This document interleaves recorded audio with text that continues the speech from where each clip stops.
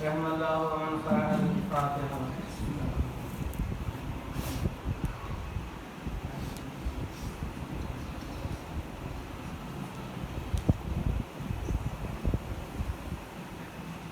لا حول ولا قوة إلا بالله العلي العظيم. أعوذ بالله من الشيطان الرجيم. بسم الله الرحمن الرحيم. الحمد لله الذي هدانا لهذا وما كنا لنهتدي لولا أن هدانا الله. لقد جاءت رسل ربنا بالحق. الصلاة والسلام والتحية والإكرام على النبي الأمي المكي المدني الخرشي الهاشمي أبي القاسم محمد.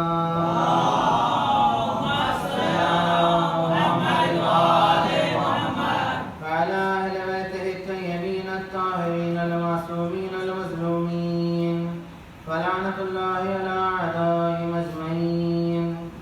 أما بعد فقد قال الله تعالى وتبارك في محكم كتابه المجيد وقوله الحق. بسم الله الرحمن الرحيم.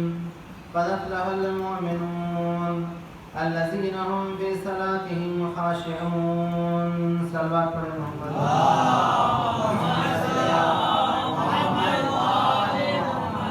سورہ مومنون کی ابتدائی آیتیں ہیں کہ جہاں خداوند عالم ارشاد فرما رہا ہے قد افلح المؤمنون. مومنون جتنے بھی مومنین ہیں وہی کامیاب ہونے والے ہیں. کہ مومنین کے صفات خداوند عالم مختلف آیتوں میں مختلف سوروں میں گنا رہا ہے. اس میں خدا کہہ رہا ہے الذین هم فی صلاتهم خاشعون. مومنین کی ایک صفت یہ ہے کہ جب وہ نماز کے لیے کھڑے ہوتے ہیں تو خضوع و خشوع سے اللہ کی بارگاہ میں کھڑے ہوتے ہیں, خاشع ہوتے ہیں. پھر اس کے آگے آیت ہے خداوند عالم گنا رہا ہے کہ قد افلح المؤمنون الذین هم فی صلاتهم خاشعون الذین هم عن اللغو معرضون. کہ مومنین وہ ہے بیہودہ کاموں میں لگے نہیں رہتے ہیں, بیہودہ باتوں میں بیکار چیزوں میں لگے نہیں رہتے ہیں. الذین هم للزکاۃ فاعلون. اپنے زکوٰۃ کو ادا کرتے ہیں. والذین هم لفروجهم حافظون. اپنی شرمگاہ کی حفاظت کرتے ہیں. اسی طرح آیات ہے متعدد. یہ سورہ کی خصوصیت یہ بھی ہے جب مولا کائنات خانہ کعبہ میں تشریف لائے, جب سب سے پہلے قرآن کی تلاوت کی تو جو آیت سب سے بڑی یہی سورہ ہے. مولا نے اسی آیت کو پڑھا ہے قد افلح المؤمنون. یعنی مومنین کامیاب ہے, یعنی جس کے دل میں علی کی محبت ہے وہ کامیاب ہے, جو علی کا ماننے والا ہے وہ کامیاب ہے. اذن اکرامی ایک روایت ہے اس کے ذیل میں عرض کروں گا. امام زین العابدین علی ابن الحسین علیہ السلام فرماتے ہیں علامات المومن خمس. الگ الگ روایات ہے, 11ویں امام سے روایت ہے, وہ امام صفات الگ بتاتے ہیں. مولا کائنات کی روایت ہے, مولا کچھ اور صفات بیان کرتے ہیں. تقریباً کہتے ہیں قرآن میں 90 سے زیادہ صفات مومنین کو بیان کیے گئے ہیں.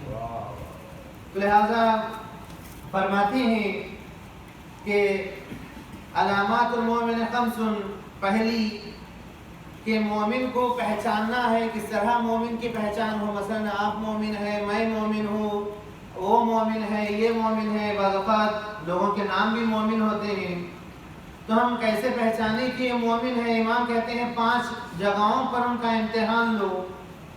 اگر ان امتحان میں وہ کامیاب ہوا تو وہ مومن ہے, کہنے کی ضرورت نہیں ہے. کہتے ہیں سب سے الورع فی الخلوہ. کہ مومن کی پہلی صفت یہ ہے کہ پرہیزگار ہونا, اللہ سے ڈرنے والا ہونا تنہائی میں. یہاں ہم سب کے سب متقی ہے, یہاں ہم سب کوئی گناہ نہیں کر رہے ہیں, سب کے سب. یعنی کھلے عام میں بعض لوگ ہیں جو کھلے عام میں گالیاں دیتے ہیں, کھلے عام میں گناہ کرتے ہیں, وہ تو فاسق و فاجر ہے. ان کی تو بات نہیں ہے ایک عام کہ مومن وہ ہے جو تنہائی میں پرہیزگار ہو. یا فی الحال ہم جو مثلاً بعض لوگ ہیں جو عاشور خانی کا بھی احترام نہیں کرتے، بعض اوقات عاشور خانے میں بھی گالیاں دیتے ہیں. جب تو میں آتی ہے تو لوگ سب چیزیں بھول جاتے ہیں، پھر بعد میں بہت بڑے متقی بھی بنتے ہیں، بہت بڑے مومن بھی بنتے ہیں. لیکن مہم ترین چیز خدا کہہ رہا ہے کہ تنہائی میں، یعنی چوتھے امام فرماتے ہیں الورع فی الخلوہ، تنہائی میں پرہیزگار ہوں. کوئی نہیں دیکھ رہا ہے آپ کیسے ہیں، آپ کی شخصیت کیسی ہے، آپ کتنا اللہ والے ہیں، کتنا آپ اللہ کو ڈرتے ہیں. علامہ طباطبائی جب نجف سے اپنا علم حاصل کر جب نجف کو چھوڑ رہے تھے، قم آ رہے تھے، اپنے استاد کے پاس گئے، جا کے فرمایا میں واپس جا رہا ہوں اپنے وطن، شاید دوبارہ لوٹ کر نجف نہ آؤں، آپ مجھے ایک نصیحت کیجئے، ایک ایسی بات بتائیے تاکہ زندگی بھر مجھے یاد رہے. تو انہوں نے فرمایا، قرآن کی آیت میں فرماتے ہیں کہ الم یعلم بان اللہ یرا، ہمیشہ اس آیت کو یاد رکھنا کہ ہمیشہ یہ یاد رکھو کہ اللہ تمہیں دیکھ رہا. یعنی جب ہمیں اللہ دیکھ رہا ہے، جو سب سے بڑا قادر ہے، اس سے بڑا قدرت رکھنے والا کوئی نہیں ہے، سب سے بڑا عزت دینے والا، ہمارا رزق و روزی دینے والا، یعنی ہر چیز جو ہمارا ہے وہ ہمیں دیکھ رہا ہے. تو کہہ رہے ہیں کہ جب تم اس آیت کو یاد رکھو گے تو تم ہمیشہ کوئی بھی غلط کام کرنے سے پہلے سوچو گے کہ وہ دیکھ رہا ہے جس کے ہاتھ میں ہمارا حساب ہے. مثلا میں آپ کو جھٹلا سکتا ہوں، میں آپ کو سمجھا بجھا کے خاموش کر سکتا ہوں، اللہ کو کس طرح میں رشوت دوں گا، اللہ کو کس طرح میں سمجھاؤں گا کہ خدایا تھوڑا دیکھیں، دیکھا کر کس طرح وہ یہ سنے گا. تو لہٰذا عزیزان گرامی، اس طرح ہے اتقوا اللہ قرآن میں 90 مرتبہ آیا ہے. ایک جوان ایک عورت کے پیچھے جا رہا تھا. جیسا بعض اوقات نوجوان ہمارے گلی کوچوں میں کھڑ کر، بہت بری بات ہے، معیوب بات ہے، خصوصاً امام حسین کے چاہنے والے کے لیے خصوصاً بری بات ہے کہ وہ امام حسین کی عزا میں سیاہ لباس پہن کر گلی میں کھڑے ہو کر امام حسین کی غم منانے کے لیے آنے والی عورتوں کی طرف جھانک کے دیکھے کرے. بہت بری بات، جھانک نہ کرنا اس طرح بہت معیوب بات ہے. اس سے بری بات اور نہیں ہو سکتی کہ آپ آنکھیں سیک رہے ہیں روڈوں پر کھڑے ہو کر، گلی میں کھڑے ہو کر، جہاں غم سید الشہداء منایا جا رہا ہے. ایک جوان ایک عورت کے پیچھے جانے لگا. گلی تنہائی تھی، کوئی نہیں تھا، اندھیرا تھا. اس عورت کے پیچھے جانے لگا، جس طرح چھیڑنے کے لیے جانے لگا. تو ایک مرتبہ عورت کھڑی ہو گئی، کہنے لگی کیا تمہیں شرم نہیں آتی؟ اس رات کے تنہائی میں تو میرے پیچھے آ رہا. جس طرح عام مزاج ہوتا ہے، اس نے چاروں طرف دیکھا، دیکھ کے کہنے لگا یہاں تو کوئی بھی نہیں ہے، میں کس سے شرماؤں؟ تم ہے اور میں ہوں. اس عورت پرہیزگار عورت تھی، متقی تھی. اس نے کہا یہ ستارے تم نہیں دیکھ رہے ہو؟ کہا ہاں ستارے تو میں دیکھ رہا ہوں، اس سے کیا ہوگا؟ تم آئینہ مقاو کے بہا، تم ستاروں کو تو دیکھ رہے ہو، ستاروں کو پیدا کرنے والے کو نہیں دیکھ رہے ہو کہ وہ ہے جو اللہ ہمیں دیکھ رہا ہے. تم ظاہرین چیزوں کو دیکھ رہے ہو اور اس کے بنانے والے کو تم نے نہیں دیکھا. جس طرح جناب زلیخا جب حضرت یوسف کو اپنے کمرے میں لائی، دروازہ بند کیا، جناب یوسف پیغمبر نے فرمایا مجھے شرم آ رہی ہے. تو اس نے دیکھا کہ ایک بت رکھا ہوا ہے، کپڑا اٹھائی، لے کے جا کے اس کے بت کے چہرے پہ ڈال دی. اب تو کوئی ہمیں نہیں دیکھ رہا ہے. تو جناب یوسف نے فرمایا میرا پروردگار وہ ہے جس کو پردے دیواریں اس کے آنکھوں پہ نہیں ڈال سکتے، وہ ہر چیز سے پرے ہے، وہ ہر چیز کو دیکھ سکتا ہے. ایک مرتبہ وہ نوجوان گھبرا گیا، یہ عورت کوئی ہماری آپ کی جیسی عورت نہیں ہے، اس کے پاس ہماری دال نہیں گلے گی. گھبرا گیا، پریشان ہو گیا. کہ کہہ رہی ہے کہ وہ خدا ہمیں دیکھ رہا ہے. عزیزان گرامی، جس طرح ایک شخص امام صادق علیہ السلام کے پاس آیا کہ آ کے کہنے لگا میں گناہ کرتا ہوں. امام سے آ کے کہنے لگا بعض اوقات اچھی چیزیں ہیں، جس طرح کہا گیا ہے ہم مسجد جائے، عاشور خانہ جائے تو جا کے امام سے کہے مولا میری یہ مشکل ہے. جس طرح ہم بعض اوقات دعا کرتے ہیں مجھے جاب نہیں ہے، بچے نہیں ہیں، بیوی نہیں ہے، پیسے نہیں ہے، کاروبار نہیں، بعض اوقات جا کے کہے کہ میری فلاں گناہ میں مبتلا ہوں، مثلا میں جھوٹ بولتا ہوں، میں مثلا غلط کام کرتا ہوں، جا کے امام سے کہے کہ آپ میرے لیے حل کریں. یہ علی مدد صرف مشکلات میں ہی نہیں ہے، بلکہ وہ مشکلات جو ہماری روحانی طاقت کو روکتی ہے ان گناہوں کے لیے بھی جا کے امام سے کہے. آ کے کہنے لگا مولا میں گناہ کرتا ہوں. امام نے پوچھا کہاں کرتے ہو؟ کہا تنہائی میں کرتا ہوں، کوئی نہیں دیکھ رہا. تو امام نے فرمایا اگر کوئی تمہیں چھوٹا بچہ دیکھ رہا ہو کیا تم گناہ کرو گے؟ کہا ہرگز نہیں. تو امام نے فرمایا کیا تیری نظر میں اللہ اس بچے سے بھی کمتر ہے؟ اگر ایک چھوٹا بچہ دیکھ رہا ہے تو تم گناہ نہیں کرتے، لیکن وہ اللہ تمہیں دیکھ رہا ہے تم کس طرح گناہ کر رہے ہو.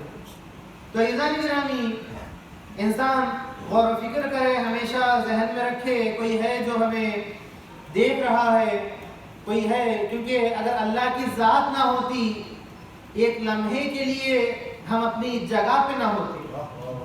یعنی آپ ہمیشہ کہیے کہ ہمارا توکل خدا پر ہے، ہمارا یہ بولنا اٹھنا بیٹھنا یہ سب اس کے سہارے کی وجہ سے ہے.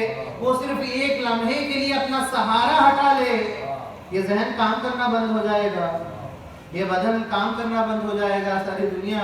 کیونکہ خدا تو جناب یونس کے بارے میں آپ سنتے ہیں ایک لمحے کے لیے، صرف وہ ایک لمحے کے لیے، جس طرح کہتے ہیں وہ سیکنڈ میں سے بھی کتنا لمحہ گزرتا ہے، صرف ایک لمحے کے لیے وہ ذہن سے ہٹا، مچھلی کے پیٹ میں وہ چلے گئے. تو لہٰذا ہمیشہ یاد رکھیے کہ خدا کی ذات ہے جس پر ہمارا بھروسہ ہے، توکل ہے، جس کے سہارے ہم کھڑے ہوئے. ایک صلوات پڑھیں محمد یعنی پہلی صفت الورع فی الخلوہ، تنہائی میں پرہیزگار ہونا. لوگوں کے سامنے بڑے اچھے بننا کوئی بڑی بات نہیں ہے، تنہائی میں آپ کتنے اچھے ہیں. دوسری چیز الحلم عند الغضب. انسان یہ بڑی سخت مرحلہ ہے، میں اپنے لیے بھی کہتا ہوں بڑا سخت مرحلہ ہے. انسان غصے پر قابو کرنا، غصے پر بہت ہی کم، بہت آدمی کام کرا ہو تو کنٹرول کر سکتا ہے، ورنہ غصہ آتا ہے تو ہم بھول جاتے ہیں، ہر چیز بھول جاتے ہیں، جو دل میں آیا وہ کہہ دیتے ہیں. جب قابو پاتے ہیں، نیک آدمی ہے تو توبہ کرتا ہے، معافی مانگتا ہے، اگر برا ہے تو اپنی اکڑ پہ ہی اڑا رہتا ہے. تو لہٰذا الحلم عند الغضب، غصے پر قابو پانا بہت ہی سخت مرحلہ ہے. کہ امام سجاد علیہ السلام کا کہ غلام تھا، امام کو ہاتھ دھو رہے تھے تو وہ پانی ڈال رہا تھا. وہ جو برتن تھا جس طرح اسٹیل کا ہوتا ہے، فلز کا اسٹیل کا تھا، تو ڈالتے ہوئے اس کے ہاتھ سے چھوٹا. امام مثلا نیچے بیٹھے ہوئے دھو رہے تھے، وہ اوپر سے ڈال رہا تھا، چھوٹا امام کے سر پہ لگا، زخمی ہوا، خون بہنے لگا. مثلا غصہ کس طرح آتا ہے، جیسے ہی امام کو مثلا سر پہ ہوا، زخمی لگا، اس نے فوراً قرآن کی آیت پڑھی وَالْقَاظِمِينَ الْغَيْظَ وَالْعَافِينَ عَنِ النَّاسِ وَاللَّهُ يُحِبُّ الْمُحْسِنِينَ. کہ کاظمین وہ ہے کہ جب وہ غصہ آتا ہے تو اپنے غصے کو پی جاتے ہیں اور لوگوں کو ان کی غلطیوں پر معاف کر دیتے ہیں، اور اللہ نیکوکاروں کو دوست رکھتا ہے. امام نے آیت سنی، خوش ہوئے، یعنی امام آیت سن کے خوش ہوئے، خوش ہو کر اسے کہا میں تجھے آزاد کرتا ہوں. یعنی امام نے بدلہ نہیں لیا، نہ ڈانٹا، نہ کچھ کہا، بلکہ کہا میں تجھے آزاد کر دیتا ہوں، تو آزاد ہے، میں نے تجھے معاف کیا. تو عزیزان گرامی کہ ملائکہ یعنی صبر ایک ایسی چیز ہے، غصہ کو پینا ایک ایسی چیز ہے، یعنی اللہ کو یہ صفت بہت زیادہ پسند ہے کہ کچھ ملائکہ جنتیوں سے سوال کریں گے، یہ جنتی جب سب سے پہلے دروازے پہ جنت میں پہنچیں گے، ملائکہ سوال کریں گے تم لوگ اتنی جلدی جنت میں آ گئے کس طرح آئے؟ کیا تم نے صراط کو دیکھا؟ کیونکہ جنت میں جانے کے لیے پل صراط سے عبور کرنا پڑتا ہے، گزرنا پڑتا ہے۔ کیا تم نے پل صراط سے گزر کے آئے؟ اور لوگ کہیں گے نہیں، ہم سیدھا قبر سے اٹھے، سیدھا ہم جنت میں آ گئے، نہ حساب و کتاب کو دیکھا، نہ میزان کو دیکھا، کسی چیز کو نہیں دیکھا۔ کہا کیا صفت تھی، کیا خصوصیت تھی جس کی وجہ سے تم جنت میں آ گئے؟ کہتے ہیں کہ ہم غصے کو پی جاتے تھے، یعنی غصے کو پینا بہت کمال کی چیز ہے، یعنی ہر آدمی کی بس کی بات نہیں، بڑا سخت مرحلہ ہے۔ خود ہم بھی کیا ہے بیٹھ جاتے ہیں غصے میں، جو چاہے کہہ دیتے ہیں۔ ایسا نہیں گران اہل بیت علیہم السلام، ان کا کردار، کیونکہ زیارت جامع کبیرہ میں صفات کے بارے میں جو اماموں کی گنایا گیا، عادتکم الاحسان، یعنی اہل بیت کی عادت ہی احسان ہے، وسجیتکم الکرم، ان کا مزاج ہی عنایت کرنا کرمیت ہے۔ یعنی ہمارے لیے سیکھنا پڑتا ہے، کبھی کبھار ہم کرتے ہیں تب بھی تصویریں کھنچواتے ہیں، یعنی اہل بیت کی عادت ہی کرم ہے، یعنی ان کا کام ہی احسان کرنا ہے، نیکی عطا کرنا ہے۔ ایک شخص تھا ہشام ابن اسماعیل، مدینے میں گورنر تھا، بہت برا آدمی تھا، لوگوں کو اذیت کرتا تھا، ستاتا تھا، بہت زیادہ ظلم و ستم کرتا تھا۔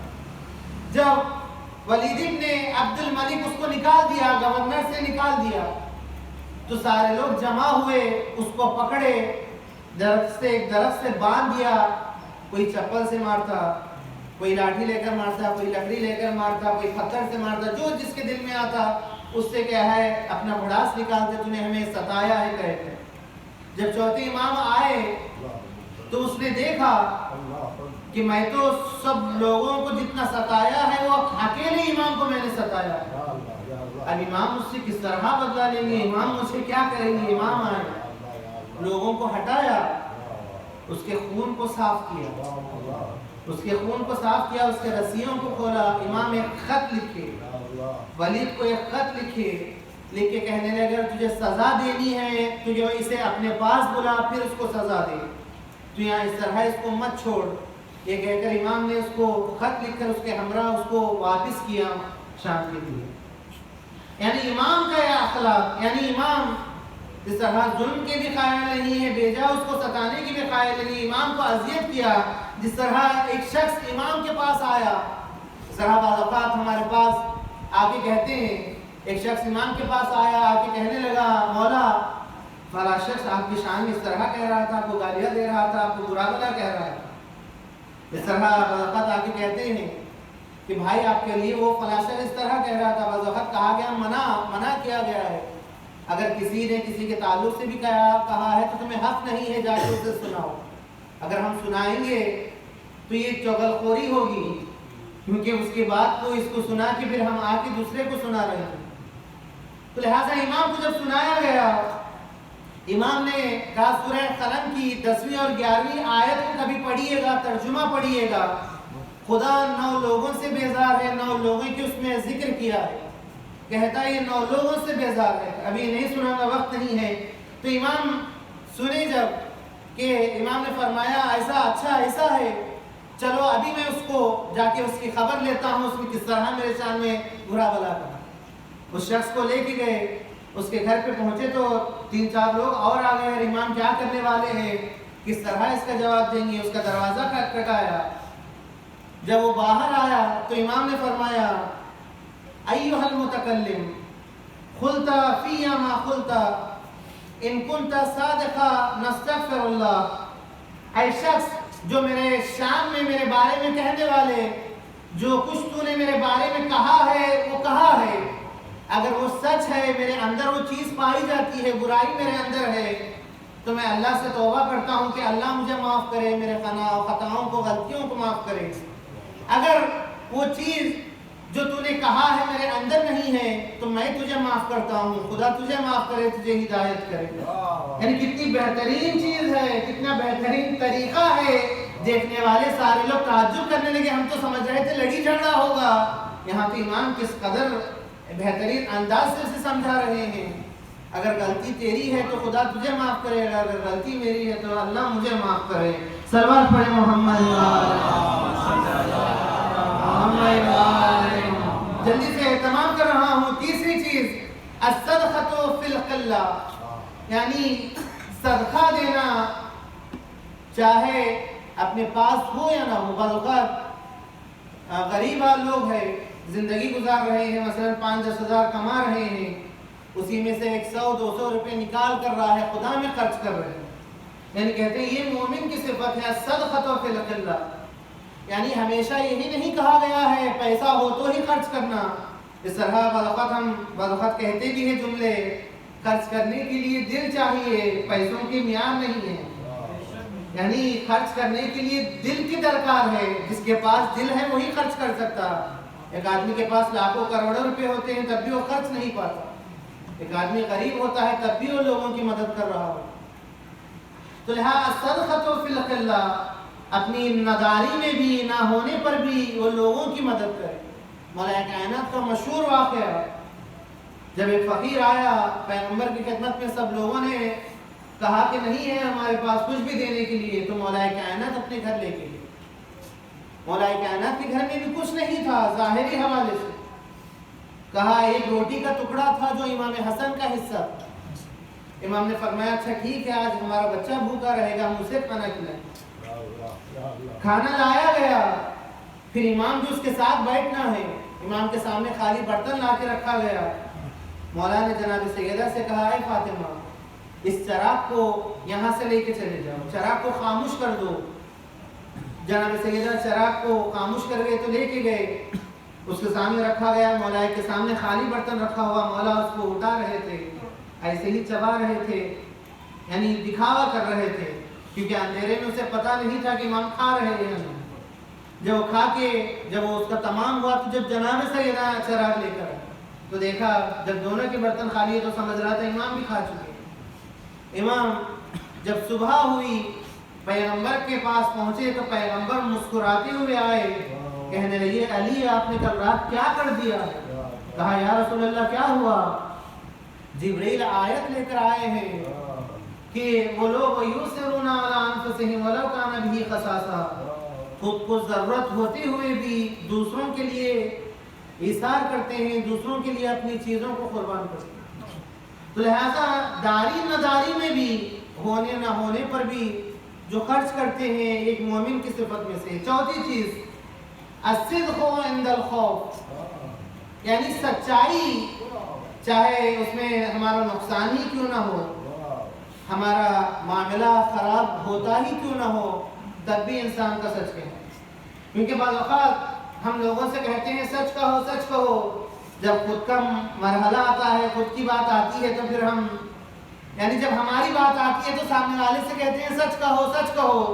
سچ کیوں نہیں کہتے؟ اللہ دیکھ رہا ہے، اللہ دیکھ رہا ہے. جب دوسروں کے معاملے آتے ہیں، جب سچ کی باری آتی ہے تو پھر ہم منہ پھیر لیتے ہیں، کہتے ہیں بھائی کیوں جائیں گے ان کے معاملات میں. ہماری معاملات میں تو کہتے ہیں کہ آنا چاہیے، جب دوسرے کے معاملات ہیں تو ہم نہیں جائیں گے. الصدق عند الخوف، یعنی سچ کہنا. چاہے مولا کائنات نے جب کوفے میں ایک مقام تھا رہبا، کچھ لوگوں کو جمع کیا جو رسول کے زمانے میں موجود تھے، اصحاب انہیں جمع کیا، ان سے سوال کیا تھا امام نے. 2-3 لوگ ایسے تھے جو پہلے صف میں بیٹھے ہوئے تھے. امام نے سوال کیا کہ جب رسول خدا نے غدیر میں خطبہ دیا تھا، جب رسول خدا نے اپنے بعد پیغمبر نے فرمایا تھا میں جس کا مولا ہوں میرے بعد علی مولا ہے، کیا تم لوگوں نے نہیں سنا؟ تم لوگ وہاں تھے، مجھے خوشخبری دیے تھے، تم سب لوگوں نے آ کے مجھے مبارکباد تھی. تو امام وہاں پہ انس بن مالک موجود تھا. انس بن مالک سے امام نے سوال کیا کہ تم موجود تھے وہاں؟ اس نے کہا اے علی میں موجود تو تھا، زمانہ اتنا ہو گیا ہے، سال اتنے گزر گئے ہیں، مجھے صحیح سے یاد نہیں ہے کہ پیغمبر نے کیا کہا. امام نے فرمایا اگر تو بھول گیا تو اپنی جگہ، اگر تو نہیں بھولا، اب نہیں بھولنے کا بہانہ کر رہا ہے تو میری جو خداوند عالم تجھے ایسی بیماری میں مبتلا کرے گا تو پچھتائے گا اپنی آخری وقت. یعنی یہی وجہ تھی انس بن مالک برس کی بیماری میں مبتلا ہو گیا جو سفیدی آ جاتی ہے چہرے پر. یہی وجہ ہے جو بعض اہل سنت ٹوپی یہاں تک لگاتے ہیں کیونکہ وہ اس کی صفت تھی، وہ اسی طرح کیونکہ اپنی برس کی بیماری کو چھپاتا تھا، تو لہٰذا وہ برس کی بیماری میں مبتلا ہو گیا، یعنی امام کو یعنی جھٹلا رہا تھا، یعنی سچائی کو چھپا رہا تھا جو حقانیت مولا کائنات کو چھپا رہا تھا۔ ایضاً گرامی پانچویں چیز رحمتوں کو تمام کر رہا ہوں، الصبر عند المصیبہ۔ مومن کی صفت کیا ہے؟ مومن وہ ہے جب اس پر مصیبت آتی ہے تو صبر کرتا ہے، برداشت کرتا ہے۔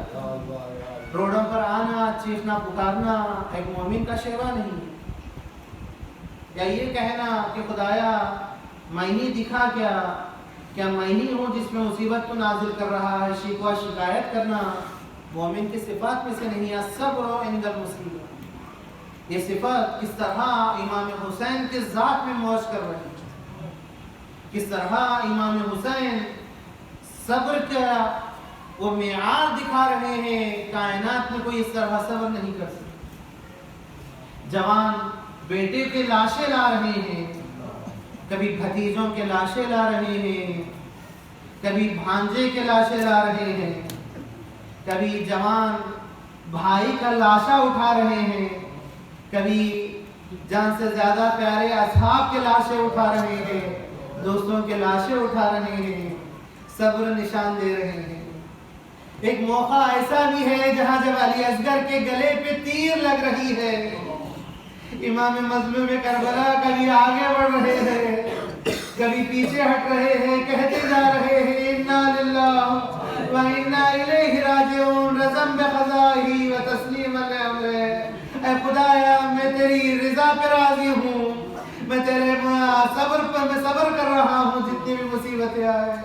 عزادارو یہی وجہ تھی جب امام حسین میدان کارزار میں آ رہے ہیں، جب تلوار چلا رہے ہیں، جب موقع آیا قرآن کی آیت آئی، یا ایتھا النفس المطمئنہ ارجعی الی ربک راضیۃ مرضیہ۔ اے حسین تم نے صبر کے جم کے جوہر دکھا دیے، اب صبر کے جوہر دکھاؤ۔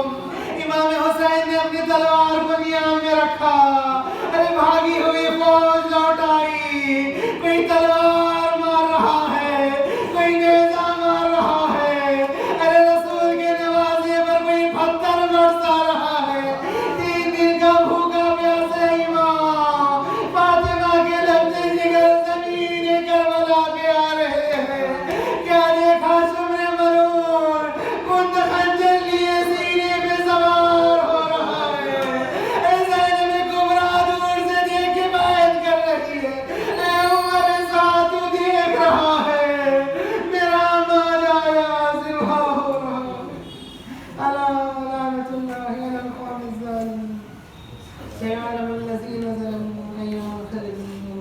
ربنا تقبل منا إنك أنت السميع العليم، بحق محمد وأهل بيته الطيبين الطاهرين۔ بار الہ ہم سے اس خلی ذکر کو قبول فرما، بار الہ ہمیں کوئی غم نہ دے سوائے مظلوم کربلا کے، بار الہ جس مرحوم کے لیے مجلس منعقد کی گئی ان کی مغفرت فرما، بار الہ اس مجلس کا اجر و ثواب مرحوم کی روح کا ہدیہ فرما، بار الہ مرحوم کے تمام گناہ کبیرہ و صغیرہ کو معاف فرما، بار الہ ہمارا خاتمہ بخیر فرما، امام کے ظہور میں تعجیل فرما، ہم سب کو ان کے آبان و انصار میں شمار فرما۔ ایک سورہ فاتحہ کا معروضہ ہے جناب علی عباس صاحب مرحوم ابن عباس حسین صاحب مرحوم کے لیے۔